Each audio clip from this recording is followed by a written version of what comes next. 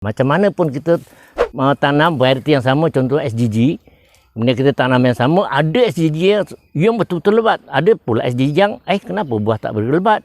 Yang sana pula ada yang lambat tinggi, terbantut contohnya, ada yang begitu subur. Okey, sekarang ni ada kalanya kita tanam pokok serentak bulan yang sama atau minggu yang sama, tapi kenapa buahnya tak berapa sekata, ada yang berbuah, ada yang belum dan sebagainya. Sebenarnya dia macam orang juga, ya. Dia kadang-kadang usia yang sama tapi ada orang lebih cepat matang, ada orang lebih cepat gemuk, ada orang kurus, ada orang tak rendah. Dia sebenarnya bergantung kepada sifat benih itu sendiri. Walaupun sama benih, kadang-kadang di tempat itu sendiri dia mempengaruhi proses pertumbuhan pokok, pertumbuhan akar. Jadi akan mempengaruhi proses pembesaran dia. Bila proses pembesaran, pematangan dipengaruhi, maka dia takkan sama masa untuk berbuah. Katakan bulan ni semua berbuah sama, tak, dia takkan sama. Biasa saja, itu faktor alam. Macam mana pun kita tanam variety yang sama, contoh SGG, kemudian kita tanam yang sama, ada SGG yang betul-betul lebat, ada pula SGG yang kenapa buah tak berlebat. Yang sana pula ada yang lambat tinggi, terbantut contohnya, ada yang begitu subur. Itu biasa. Tapi kita boleh pulihkan dia.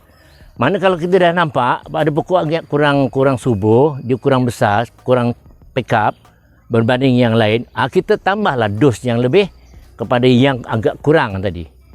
Tambahkan makanan dia, baru kita dapat menyaingi nanti, dan dapat kalau dia dah mula berbuah, dia akan ikut serta berbuah walaupun peringkat awalnya mungkin tak sama kelebatannya.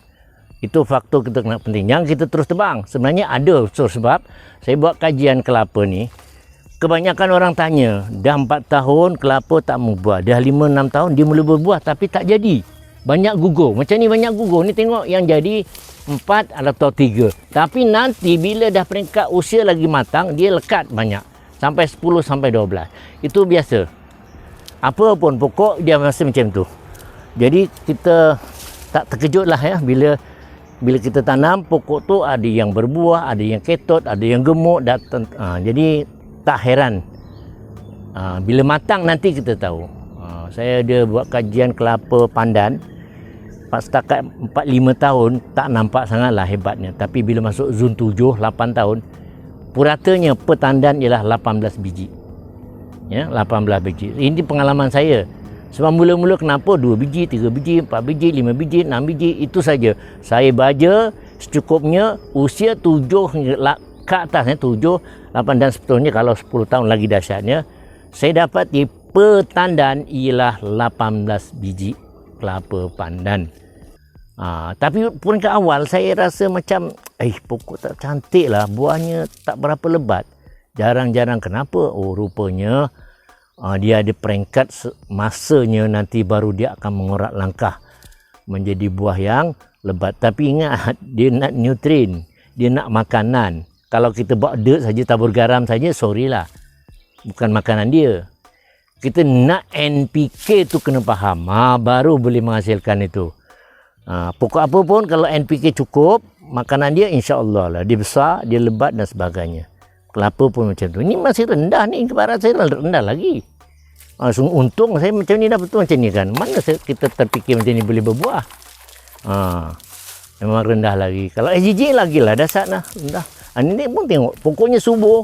Ini nanti kalau dah dapat cahaya sungguh ni, dahannya jatuh, lagi. Nanti tengok, pelepah pun masih 2 kaki atas tanah. Nampak subur tak subur.